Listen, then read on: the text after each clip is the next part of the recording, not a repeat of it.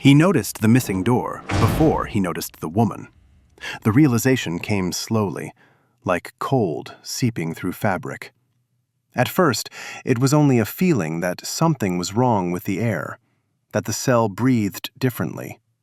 The concrete walls were the same, sweating moisture, veined with cracks like old scars. The narrow bunk was still bolted to the floor, its metal frame biting through the thin mattress. The lamp above hummed faintly, a nervous insect trapped in glass. But where the door had always been, there was only wall. No seam, no hinges, no outline where metal once met concrete. Just solid gray, uninterrupted, indifferent. He stood up too quickly and felt the room tilt. His name, whatever it was, floated just out of reach, like a word on the tip of the tongue. He pressed his palms against the wall, searching for cold steel, for the familiar rusted handle that had cut into his knuckles during nights of rage and pleading. Nothing. The wall was seamless. He laughed once, sharp and ugly, the sound of a man discovering madness and pretending it was humor. Then she spoke. "Sit down." Her voice was calm, almost gentle, and it came from behind him. He turned. She was already there, seated on the stool that did not exist during the day. A wooden stool, unpainted, legs uneven, as if stolen from some office long since burned or abandoned. She wore a dark uniform, pressed too neatly for this place. The insignia on her collar caught the light when she moved her head. The NKVD. She held a thin folder on her lap, fingers resting on it with professional familiarity. Her hair was pinned back, severe but not careless. Her face was pale, unremarkable in the way that allowed it to slip easily from memory, except for the eyes. They were attentive, almost curious, as if he were a problem she wanted to solve, rather than a man she intended to break. He did not ask how she got in. He did not scream. He obeyed. His legs folded beneath him, and he sat on the bunk, hands gripping the edge to stop their shaking. "Name?" she said. He opened his mouth. Nothing came out. The silence stretched. The lamp buzzed. Somewhere far away, metal rang against metal, though he could no longer tell whether that sound belonged to the camp or to memory. "You've been quiet lately," she said, making a note in the folder. "That usually happens after the third or fourth night." "Night of what?" he asked. She looked up. "Forgetting," she replied. He swallowed. His throat hurt as if he had been screaming for hours, though he remembered no sound. She studied him for a moment, then closed the folder without opening it again. "We'll start differently today," she said. "Tell me about your mother." The question struck him harder than a blow, not because it was forbidden or unexpected, but because the answer rose immediately, vivid and sharp. He saw hands dusted with flour, a kerchief tied too tightly, and a voice that scolded and sang in the same breath. "She died in winter," he said before he could stop himself. "The cold came early that year." The woman nodded, as if confirming a detail she already knew. "Did you bury her?" "Yes." "Alone?" He hesitated. "Yes." She watched him closely, and something in her expression softened, not sympathy, but recognition, as though she, too, remembered standing alone in the cold, earth clinging to her boots. When she finally stood, the stool scraped softly against the floor. "That will be all for tonight," she said. He wanted to ask her name. He wanted to ask how long she would keep coming, whether tomorrow the door would return, whether this was still punishment or something else entirely. Instead, he said, "Will you come back?" She paused at the place where the door should have been. "Every night," she said. "As long as you need me." Then she was gone. The wall remained solid. During the day, the cell behaved as it always had. The door returned with a groan of metal, the slot opening for thin soup, the boots passing in the corridor with mechanical regularity. Other prisoners existed again. He heard coughing, muttered prayers, the dull thud of bodies against walls. But something had shifted. The cell felt shallower, as if the nights hollowed it out, leaving less room for daylight to occupy. He waited. He did not know why he was certain she would come again, but the certainty was absolute, stronger than hunger, stronger than fear. When night fell, the door dissolved once more into concrete, and the stool appeared, and she sat as though she had never left. "Good," she said when she saw him awake. "You did not sleep." "I tried," he said. "Sleep makes people careless." She opened the folder at last. The pages inside were blank. That should have frightened him. Instead, it made him feel chosen. Night after night, she came. She never asked about the crime he had supposedly committed. She never accused him of treason, sabotage, or espionage. She asked about moments, small, precise moments. The first lie he told, the face he remembered from a dream, the person he had failed and never apologized to. Sometimes she interrupted him mid-sentence. "That's not what you felt," she would say calmly. And somehow, she was always right. He began to anticipate her questions, to shape his answers in his head during the day like offerings. He began to clean himself before nightfall, wiping his face with his sleeve, smoothing his hair with trembling fingers. He hated himself for this. He loved her for it. One night, when the cold was so deep it felt as though it had teeth, he asked her why she never touched him. She considered this, tilting her head slightly. "Would you survive it if I did?" she asked. He did not answer. Another night, he noticed that her shadow did not always align with her movements. Sometimes it lagged behind. Sometimes it stretched in the wrong direction. He told himself it was exhaustion. He told himself many lies. The worst one was that this could end. On the 20th night, he counted by scratches on the wall that vanished each morning, he reached for her. Not suddenly, not violently, just a small movement of his hand, fingers extended, stopping a breath away from her sleeve. Cold radiated from her, sharp and immediate. She looked down at his hand, then back at his face. "You're crossing a line," she said. "I know," he replied. "Why?" "Because if I do not," he said quietly, "I will forget what it feels like to be human." She studied him for a long time. Then, very gently, she closed the folder and stood. "You already have," she said. The lamp flickered. For a moment, her outline blurred, as though she were being erased and redrawn by unsteady hands. "Tomorrow," she added, "I'll tell you who I am." When she vanished, the cell felt unbearably empty, and for the first time since the interrogations began, he was afraid she would not return. She did return. That alone felt like forgiveness. He was already awake when the wall smoothed itself over and the door ceased to exist. The transformation no longer startled him.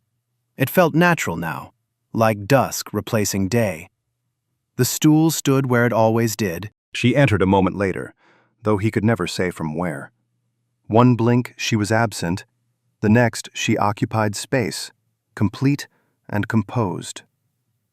Tonight, she did not sit. She remained standing, hands clasped behind her back, studying him with an expression he had not seen before. There was something like hesitation in it, or perhaps calculation. "You asked who I am," she said. Yes. He had rehearsed a dozen responses during the day. None of them survived the moment. "My name," she continued, "is Major Elena Morozova." The name struck him with unexpected force. Not recognition, exactly, but resonance. Like a word he had heard spoken in a dream long ago. "You do not remember me," she said. It was not a question. "I do not remember anyone," he replied, "except you. That will change." She finally sat, the stool creaking under her weight. He noticed, with a strange sense of relief, that it still made sound. "I was assigned to this camp," she said, "many years ago. I was young, ambitious. I believed in structure, in necessity." He watched her mouth as she spoke, the precise movements, the discipline even in confession. "I conducted interrogations," she went on, "efficient ones. I did not enjoy cruelty, if that matters. I believe that made me better than the others." "Does it?" he asked. She looked at him sharply. "No," she said, "it does not." He waited. Something in his chest tightened, as if his body knew what was coming before his mind could accept it. "I died here," she said, "during an inspection. Heart failure. Very unremarkable." The words fell into the cell and lay there, heavy and inert. "You're lying," he said automatically. "No." He shook his head, a reflex more than a denial. "I saw you yesterday. You're here. You—" He stopped. The arguments disintegrated as he tried to form them. "I am here because you are," she said. "And you are here because you would not leave." The lamp flickered again, brighter this time, as if reacting to her voice. "When did I arrive?" he asked suddenly. She raised an eyebrow. "You do not remember your arrest?" "No. I do not remember the trial, or the transport, or—" He pressed his fingers to his temples. "I remember cold, and shouting, and then this." "This," she repeated softly. "Tell me what I did." She opened the folder. For the first time, there was something written inside. His handwriting. He recognized it instantly, though he could not remember learning to write. "You confessed," she said. "In detail." "To what?" "To moral cowardice," she replied. "To silence. To compliance. To surviving when others did not." "That's not a crime." "In here," she said, tapping the floor lightly with her boot. "It was." He stared at the pages. The words swam before his eyes, but he caught fragments. "I knew. I stayed quiet. I told myself it was not my place."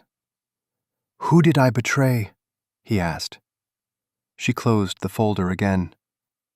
"Everyone," she said, "including yourself."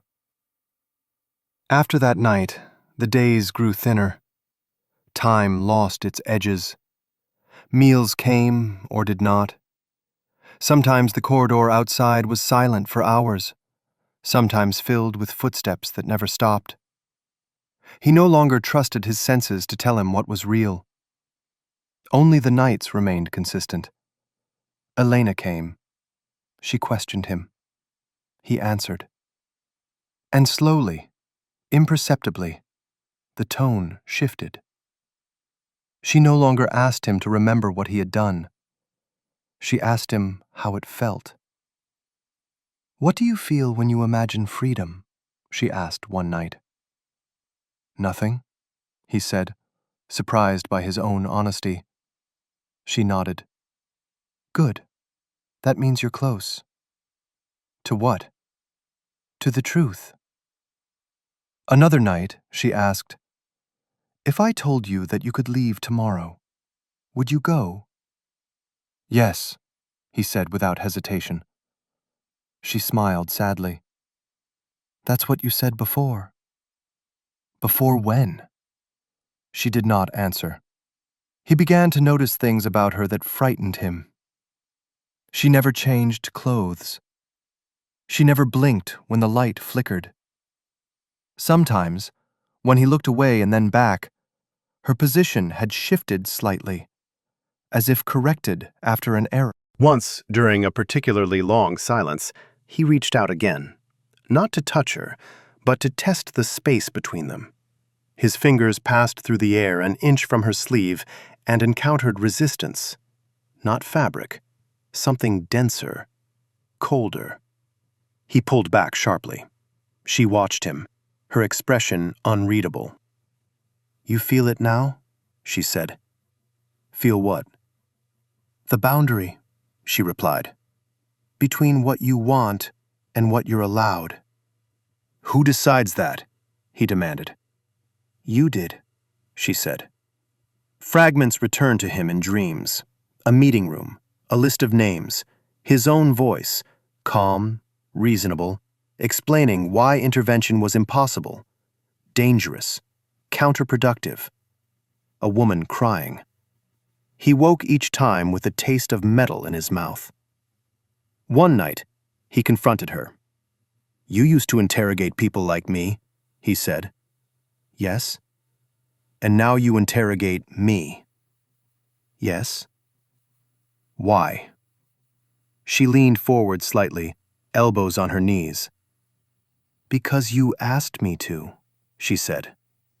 The room seemed to contract around them. "I do not believe you." "You should not," she agreed. "Belief is irrelevant here." "Then tell me the truth." She considered him for a long moment. "The truth," she said at last, "is that when I died, I expected silence, oblivion. Instead, I woke up here, alone, with memories I could not escape." He felt a chill that had nothing to do with the cold. "And then you arrived," she continued. "Or rather, you refused to leave." "Leave where?" "This place," she said, gesturing vaguely. "This moment, this version of yourself." "You think I chose this?" he asked, incredulous. "I know you did." He stood abruptly, anger flooding through him. "I did not choose to be arrested. I did not choose this cell.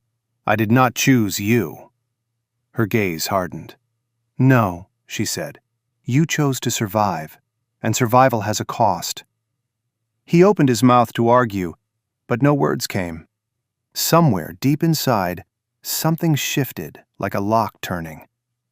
"What happens if I stop answering?" he asked quietly. She stood as well.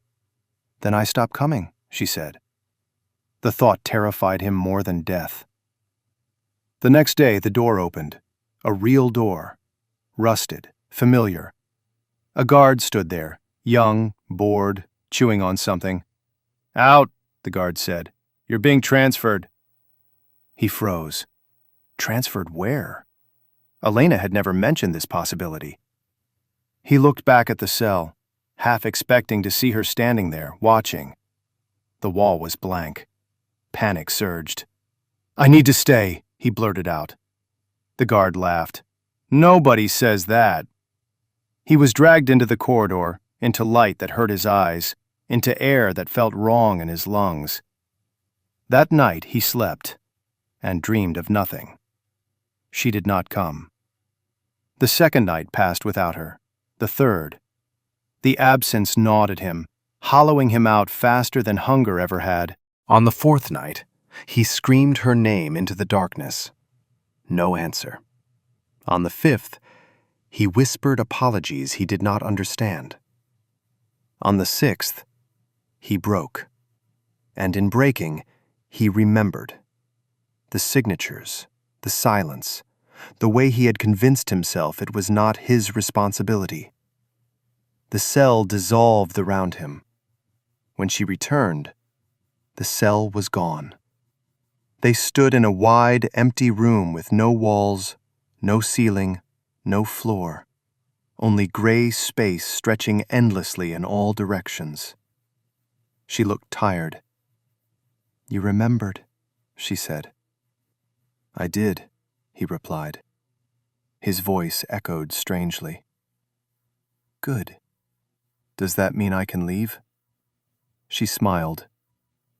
"It means you can choose."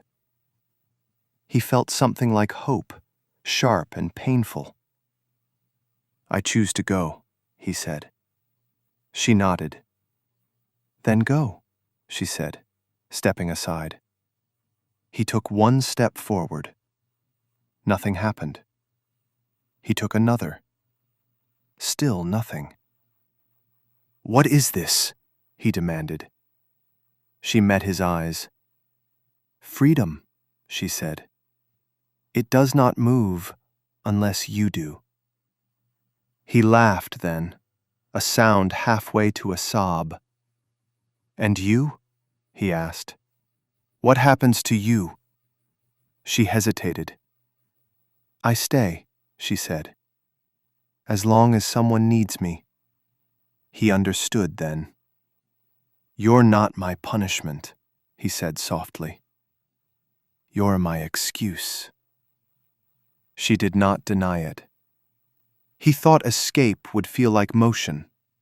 Instead, it felt like standing still while the world revealed how little it intended to change. The gray expanse remained unchanged no matter how far he walked. There was no horizon, no resistance, no sense of distance covered. His legs moved, his breath quickened, but the space around him stayed identical, like a punishment disguised as possibility. After what felt like hours, he stopped. Elena still stood where he had left her, though now she seemed farther away, diminished not by distance, but by inevitability. "You knew," he said. "You knew I could not leave." "I knew you would not," she corrected. He turned back toward her. Each step brought her closer again, as if the space itself refused to allow separation. "Why show me the door at all?" he asked. "Why pretend there's a choice?" "Because you needed to see it fail," she said.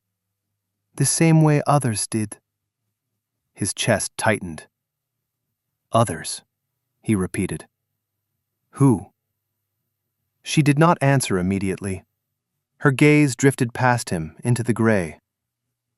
"There were men before you," she said finally. "Some louder, some quieter. Some convinced they were innocent. Some proud of what they had done. All of them certain that understanding would save them."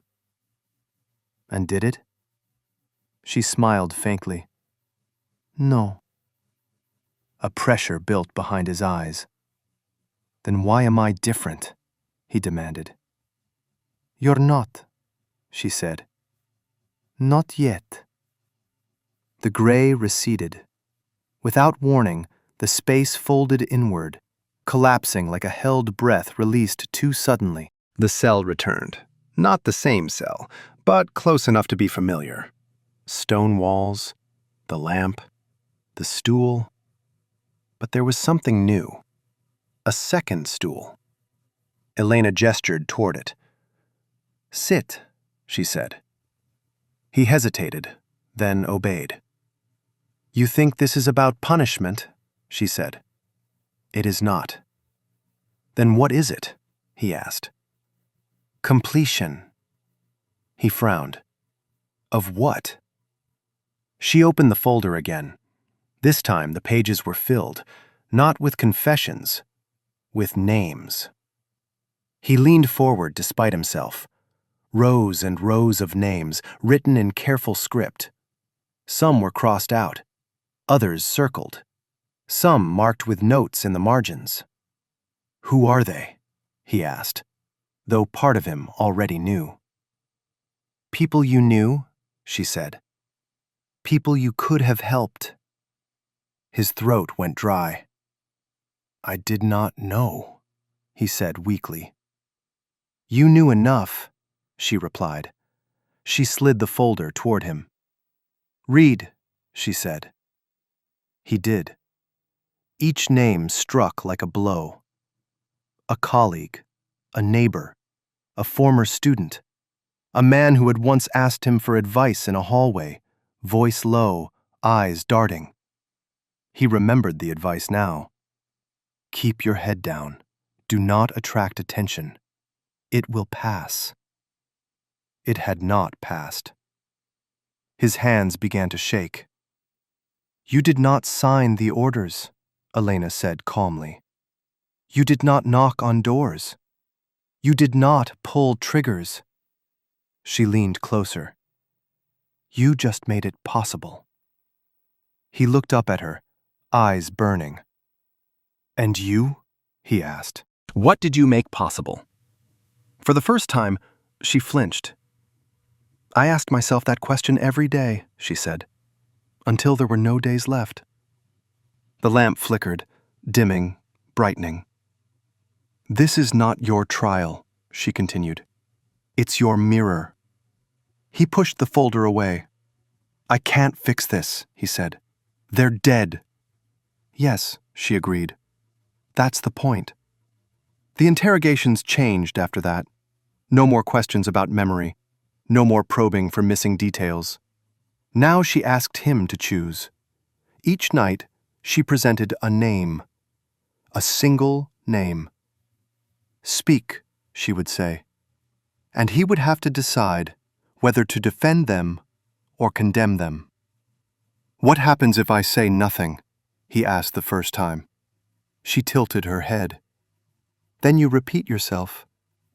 "What happens if I lie?" "Then you repeat yourself," she said again. "What happens if I tell the truth?" She met his gaze. "Then you change." The first few nights, he spoke quickly, desperately, trying to justify, contextualize, excuse. It did not help. The names kept coming. Faces emerged from the fog of his memory. Voices. Moments he had minimized, dismissed, forgotten. With each confession, something in the cell shifted. The walls crept closer. The light grew harsher. He began to dread the sound of her arrival. And yet, when she did not come, the dread was worse. One night, exhausted, he refused. "No," he said simply. She waited. "I will not do this anymore," he said. "If this is punishment, it's endless." "Yes," she said. "That's not justice." "No," she agreed. "It is not." "Then stop." She studied him for a long moment. "Why now?" she asked. "Because I'm tired," he said. "Because I do not know who this is for. Because I do not think you're real." Something like sadness crossed her face. "That's the closest you've been," she said. The lamp went out. Darkness swallowed the cell. In the dark, he felt her presence more strongly than ever, like pressure against his skin. "You want to know what this is for?" she asked, her voice close, too close. "Yes," he whispered. "It's for me," she said. The words hung between them. "I do not understand." "I could not leave," she said. "Not after what I did. Not after what I believed. Not after what I became." The darkness deepened. "So I stayed," she continued, "and I waited. And when you arrived, when someone arrived who knew what it was to look away, I had a reason." "A reason for what?" he asked. "To exist," she said. The realization hit him like ice water. "You need me," he said. "Yes." "You need me to stay." "Yes." Anger flared, sharp and bright. "So this is your punishment," he said. Using me. She did not deny it. And if I leave? He asked. She was silent for a long time. If you leave, she said finally, I disappear. And the darkness lifted. The lamp returned, and she stood before him, smaller somehow. I am bound to your refusal, she said. As long as you believe you belong here, so do I. He laughed bitterly. You're a parasite, he said. Yes, she said softly. So are you. That night, he dreamed of doors, hundreds of them, each labeled with a name. He woke with a decision burning in his chest. The next time she arrived, he did not wait for her to speak. I choose to leave, he said. Her eyes widened almost imperceptibly. You already tried, she said. I tried to walk, he replied. This time, I'm choosing differently. How? By refusing you, he said. By refusing this. She took a step back. You do not know what that means, she said. I know exactly what it means, he said. It means you'll be alone. Pain flickered across her face. You think that makes you better? She asked. Abandoning me? No, he said. It makes me honest. The cell began to tremble. You cannot leave without accepting everything, she said urgently. Without finishing. There is no finishing, he said. That's the lie. The walls cracked. The lamp shattered. She reached for him, fingers brushing his sleeve, and this time he felt her fully. Cold, solid, real. Stay, she said, not as an interrogator, not as a ghost, but as a woman afraid. He hesitated. In that hesitation, the cell screamed. And when the noise stopped, he was alone. The cell was empty. No lamp, no stool, no Elena.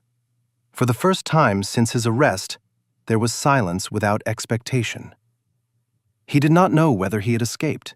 He did not know whether he had won. He only knew that something had ended, and something else had begun. Freedom did not arrive with light. It arrived with weight. He woke on a narrow wooden bunk in a barrack that smelled of rot, sweat, and old smoke. The ceiling hung low above his face, planks warped and cracked like dried skin. And for a long moment he lay still, convinced this was another variation of the cell, another test designed to coax him back into dialogue. But there was pain now, real pain. His back ached. His fingers were numb with cold. And when he breathed in, his lungs burned. Somewhere nearby, someone coughed, a wet, human sound. He sat up slowly. The barrack was full. Men lay stacked on bunks, wrapped in rags, some awake, some staring into nothing, some unmoving in a way that made the living avert their eyes. A single dirty window admitted a gray smear of morning. No walls dissolved, no lamps flickered. This was real. The realization did not bring relief. It brought terror. Elena was gone. Her absence felt like the sudden loss of gravity. For nights, how many nights? She had defined the edges of his existence. Now there were no edges. Only noise, smell, suffering, and the dull knowledge that the world had resumed without caring whether he was ready. A guard shouted outside. Boots struck frozen ground. Someone cursed weakly. He swung his legs down from the bunk and nearly collapsed as his knees buckled. Another prisoner caught his arm without looking at him, steadying him with a grip that was all bone and instinct. "Easy," the man muttered. "You've been out for days." "Days?" His voice cracked. "Fever," the man said. "Or madness. Same thing here." Madness. The word followed him as he was herded out with the others into the blinding white of morning. Snow stretched endlessly, broken by watchtowers and wire. Smoke curled from chimneys. Somewhere far off, a siren wailed, not an alarm, but a reminder. This was the camp, not a metaphor, not a memory. The camp he had refused to leave. As they lined up, shivering, he searched faces without knowing why. Part of him expected to see her among the guards, in uniform, clipboard in hand, watching him with that familiar, unreadable gaze. She was not there. The disappointment was sharp and shameful. Work began, shoveling, hauling, digging frozen earth that resisted every blow. His body protested with every movement, unused to exertion after the strange timelessness of the cell. By midday, his hands bled. By afternoon, he stopped noticing. And yet, beneath the exhaustion, something else stirred. Silence. No questions, no folder, no voice asking him to explain himself. At night, on the bunk, he waited for her. She did not come. Days passed, or weeks. Time here did not behave properly. He learned the rhythms of survival, when to speak, when to keep his eyes down, how to trade a piece of bread for a favor that might save him later, how to step over bodies without thinking too hard about why they no longer moved. And slowly, impossibly, he began to feel something he had not expected. Longing. Not for freedom. For her. He hated himself for it. At night, fragments of her voice returned uninvited. Freedom does not move unless you do. You chose to survive. I stay as long as someone needs me. He told himself she was a hallucination, a construct of guilt and isolation, a trick of a mind under pressure. But then things began to happen. A guard dropped a folder in the snow near him one morning. For an instant, before it was snatched away, he saw handwriting on the cover. Careful, precise. Hers. Another night he dreamed of the cell and woke to find the smell of cold metal in his nostrils, sharp and familiar. Most disturbing of all were the interrogations. They were real now. NKVD officers pulled prisoners out at night. Some returned broken. Some did not return at all. One night, his name was called. His heart hammered as he was led down a corridor that looked wrong, too clean, too smooth. The walls seemed to breathe. They stopped before a door. The guard opened it. Inside, there was a stool and a lamp. She sat waiting. He staggered back, choking on a sound between a laugh and a cry. "You're not real," he said hoarsely. She looked up. "You left," she said. "I was curious how long it would take you to come back." "I did not choose this," he said. "No," she replied calmly. "This time, I did." He stared at her, fury rising. "You said you'd disappear." "I said I was bound," she corrected. "Bindings can change." "Then what is this?" he demanded. "Another punishment?" She closed the folder on her lap. "This," she said, "is consequence." She interrogated him differently now. No mirrors, no choices. Now she asked about the present. "Who did you speak to today? What did you hear in the barrack? Which men are planning something?" He understood immediately. "You're using me," he said. "Yes," she said. "For whom?" he asked. She hesitated. "For the camp," she said finally. "For the system. For what remains." His stomach twisted. "You're still serving," he said. even dead." "Especially dead," she replied. The horror of it settled slowly, like frost. "You said you stayed because you could not leave," he said, "because of guilt." "That was true," she said. "It just was not the whole truth." She leaned forward. "I believe in order," she said. "I always have, even now." He laughed bitterly. "You have not changed at all." She met his gaze steadily. "Neither have you," she said. The words cut deeper than any blow. He began to lie. At first, clumsily, then with growing confidence. He fed her false names, invented plots, misplaced blame. Each lie felt like reclaiming a fragment of himself. She noticed. "You're changing again," she said one night. "Yes," he said. "I am." "And you think that saves you?" "No," he replied. "I think it damns you." For the first time, anger flared in her eyes. "You think you can judge me?" she asked sharply. "After everything?" "I do not need to judge you," he said. "You're already trapped." Silence stretched between them. "What do you want?" she asked quietly. He considered the question. "To live," he said, "without you." The cell shook. "You do not know what that costs," she said. "I'm starting to," he replied. The next day, the camp erupted. An escape attempt, shots, sirens, dogs. Chaos tore through the frozen order. He ran, not away, but toward the noise, toward uncertainty. A bullet grazed his shoulder. Pain exploded. He fell, rolled, crawled, and in the snow, bleeding, he laughed. Because for the first time, his actions were not observed, not recorded, not framed as confession. They were his. That night, in the barrack, fever returned.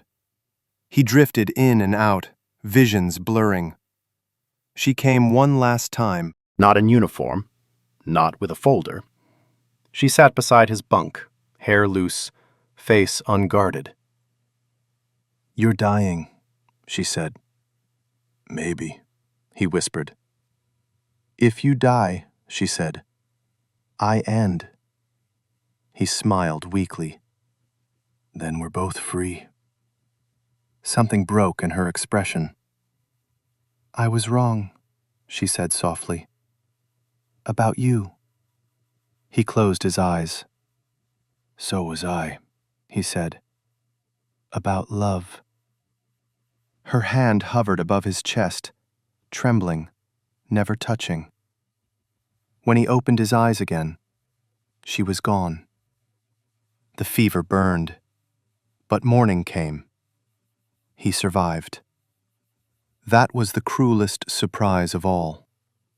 The fever broke slowly, like ice thinning under reluctant sun. Pain remained, sharp and insistent, but it no longer threatened to pull him under. He woke to coughing, to the smell of boiled grain, to the low murmur of men who had learned not to hope out loud. Life resumed, and with it came the unbearable question. Why? He waited for her. Days passed, then more. The interrogations continued, but never for him. Other men were taken. Other doors opened and closed. The lamp did not flicker for him again. At first, relief washed through him. Then emptiness followed, heavier than chains. He began to understand the shape of his sentence. Not punishment. Continuation. He worked. He endured. He aged. The camp changed names, commanders, procedures. Seasons turned. New prisoners arrived. Old ones vanished into snow and paperwork. He learned which guards drank themselves numb and which enjoyed the authority too much. He learned how systems survived individuals, and he learned something else. The worst cruelty was not pain. It was normalization. He became useful. He was assigned to inventory, then to clerical work. He copied lists, sorted files, recorded arrivals and departures. The same careful handwriting appeared again and again, though now it was his. One evening, as he finished transcribing a transport log, he froze. A name stared back at him. Elena Morozova, listed under personnel, deceased. Cause, heart failure. Date, many years earlier. His hands trembled. She had not lied. He had known that. But beneath her name, in smaller script, there was a note. Posthumous evaluations pending. He closed the file. That night, he dreamed of the gray space again, endless, waiting. This time, she was not there. Years passed. He was released without ceremony, as men often were when paperwork outweighed purpose. A stamp, a signature, a door opening onto a world that had moved on without him. Cities felt unreal. Noise overwhelmed him. Faces passed too quickly. He struggled to remember how to speak without measuring every word. Freedom, it turned out, was loud. At night, he dreamed of lamps and folders, of questions asked without sound. He tried to forget her. He failed. One evening, in a public archive, searching for nothing in particular, he found a box, unlabeled. Inside were transcripts, interrogations. Not his, hers. Elena Morozova, interrogating prisoners during the years of the camp's darkest operations. Her questions were precise, her conclusions efficient, her signature decisive. And then, at the end of the file, a final transcript. An interrogation conducted posthumously. Subject, Elena Morozova. Interrogator, not listed. He read it in one breath. Questions about belief, about obedience, about whether regret mattered if outcomes remained unchanged. Her answers were clipped at first, defiant, then slower, then fragmented. The final line was written in unfamiliar handwriting. Sentence continuation, subject to remain until replaced. He closed the file gently. At last, he understood. She had not chosen him. The system had. He was not her punishment. He was her successor. The realization followed him for weeks. He tried to resist it, tried to live quietly, to disappear into anonymity. But the dreams intensified. The questions returned, forming themselves in his mind, unbidden. What did you see? Why did you stay silent? Who benefits from your fear? He caught himself watching people the way she once watched him, measuring pauses, reading omissions. It frightened him. One night, walking home, he passed a building with dark windows and a single light burning inside. Without knowing why, he stopped. The door was unlocked. Inside, the air was cold and familiar. A stool waited. A lamp flickered. And across from him, a man sat trembling, eyes hollow, hands clenched. "Please," the man whispered. "I did not do anything." The words struck him like a blow. He understood then that the cycle did not require consent, only participation. He could walk away. He stood, heart racing. The lamp flickered brighter. The man sobbed. He saw himself reflected in the glass of the lamp, older, thinner, unchanged in the ways that mattered. Slowly, Deliberately, he sat down. He learned quickly, not the procedures. Those were already etched into the bones of every room like a second architecture. He learned the rhythm beneath them, the pulse that told him when a question was merely a formality and when it was meant to break something that would never heal correctly again. He told himself he would be different, that his questions would be gentler, that he would listen, that he would remember faces. The system accepted this promise without resistance. It always did. The man across from him spoke for hours. Confessions poured out that contradicted themselves, that circled nothing, that collapsed into apologies. When the lamp finally dimmed, the man was empty, and something in him had been transferred elsewhere. When guards came, they nodded at him as if he had always been there. He walked home with bloodless hands. The city did not notice. Weeks passed, then months. The building became routine. He learned which chairs creaked, which lamps hummed too loudly, and which walls carried echoes of older voices. He filled forms he had once feared.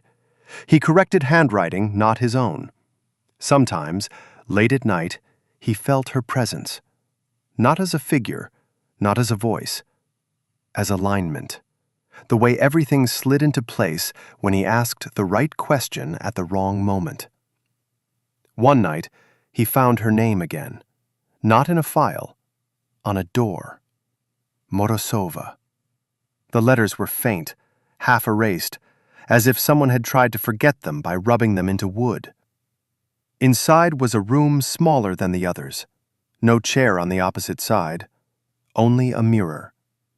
He understood immediately. This was where she had ended. This was where she had been asked to justify herself, endlessly, until justification became indistinguishable from guilt. He touched the mirror. For a moment, he thought he saw movement behind his reflection. He whispered her name. The glass remained silent.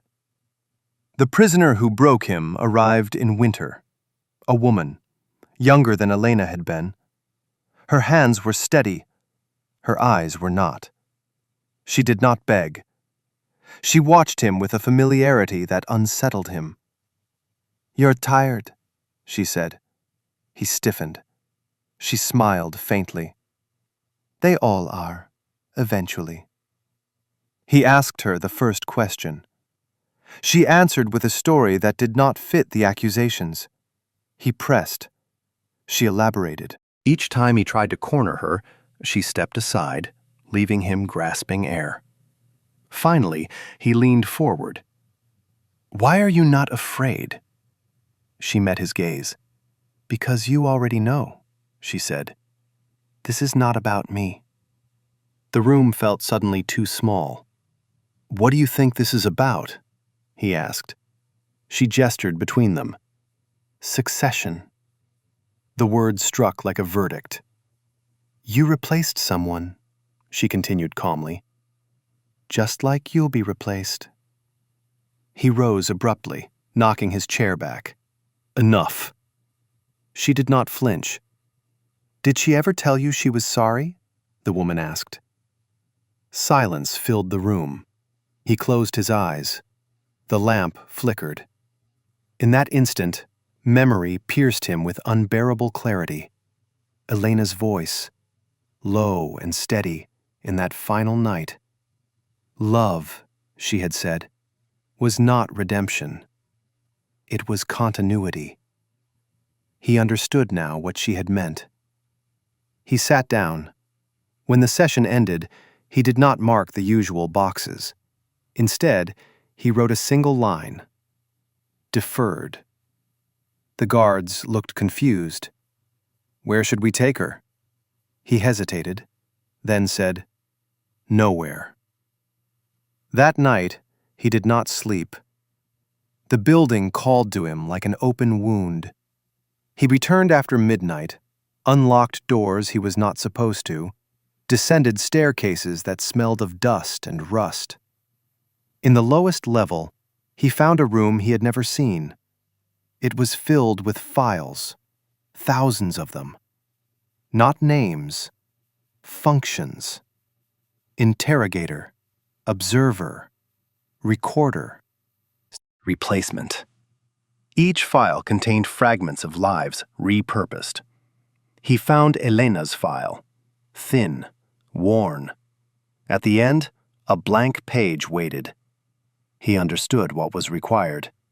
He could write his own name. He could close the circuit. Or he could leave it empty. The choice felt impossibly heavy, absurdly small. He thought of the woman upstairs, waiting in a cell that was suddenly unnecessary. He thought of the men he had questioned, the ones who would never be free of answers they had invented to survive.